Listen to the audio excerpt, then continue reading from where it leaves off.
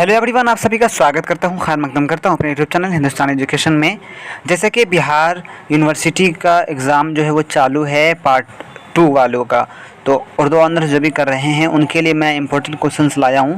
जो इस क्वेश्चंस को आप पढ़कर जाओगे, पोएट्री सेक्शन के लिए आप देख पा रहे होंगे लिखा है, और ये मैंने खुद से लिखकर अपलोड कर रहा हूँ ताकि आपको वक्त से पहले मिल पाए, क्योंकि मैं अगर टाइप करके अगर लिखता तो उसमें समय लगता है। तो मैं इसीलिए आज लिख दिया जल्दी से और फिर सोचा कि डाल देता हूं ताकि आप लोग इस क्वेश्चंस को पढ़ लो और एग्ज़ाम में बैठ जाना।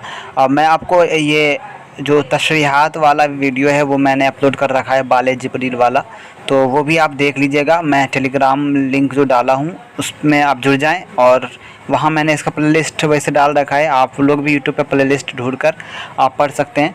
तो चलें स्टार्ट करते हैं। आपका जो एग्ज़ाम आज है, या अगर हो सकता है कि फ़र्स्ट सिटिंग हो या फिर सेकंड सिटिंग, आपका जो भी सिटिंग हो, तो आप एग्ज़ाम से पहले जल्दी से ये क्वेश्चन देख लीजिएगा ताकि आपको आसानी हो। तो आप देख पा रहे होंगे BA part 2 Bihar university Urdu honours paper 3 poetry section, ठीक है। तो सवाल देखिए आप। पहला सवाल है, सब्जेक्टिव क्वेश्चन है ये, कि उर्दू में मर्सिया निगारी के रिवाज से बहस कीजिए। फिर दूसरा सवाल है, मर्सिया निगारी में मीर अनीस का मुकाम मुतय्यन कीजिए।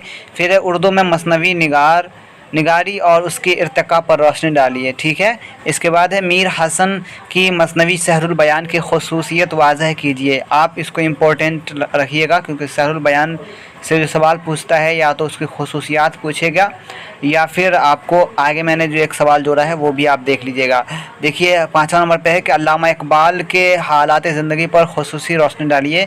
फिर है, अल्लामा इकबाल की शायरी से मुताल्लिक़ अपनी वाक़फ़ियत का इजहार कीजिए। इकबाल की नज़्म फरमाने खुदा या दीन व सियासत का मरकज़ी ख़याल वाज़ह कीजिए। फिर पूछा है, मर्सिये को दबीर ने फ़न कमाल तक पहुंचा दिया है, इस पर रोशनी डालिए।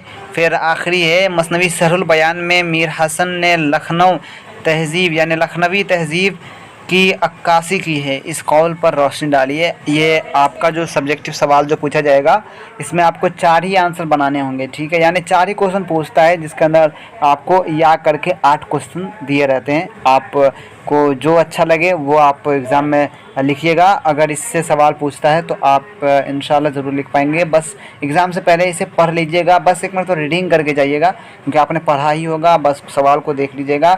और रही बात तशरीहात की, तशरीहात बहुत ही आसान है, नज़्म वाला, वो आप आसानी के साथ कर लोगे। आप बस समझने की ज़रूरत है। एक मैं वीडियो इंशाल्लाह ज़रूर बना दूँगा ताकि आपको पार्ट 3 में इसका फ़ायदा हो सके। मैं तशरीहात का जो वीडियो है वो अलग से बनाऊंगा, जिसमें आपको बताऊंगा कि किसी भी नज़्म या गज़ल की जो तशरीहात करते हैं वो कैसे करते हैं, तो और कैसे पहचानेंगे कि ये किन शायर का है और किसका लिखा हुआ है। तो इसके लिए तो आपको नज़्म याद होनी भी चाहिए, आपको बस लाइन याद रखना है कि ये किस नज़्म से पूछा गया है। तो मैं इंशाल्लाह उसमें तफसील से बताऊँगा। तो बस इस वीडियो में इतना ही। देखते रहिए हिंदुस्तानी एजुकेशन। मिलते हैं अगली वीडियो में। Good bye, take care. अगली वीडियो में मैं लेकर आऊँगा BA पार्ट 2 का पेपर 4 का मैं गेस्ट क्वेश्चंस लाऊंगा, तो बने रहे हमारे साथ। फिर मिलते हैं। अल्लाह हाफिज़।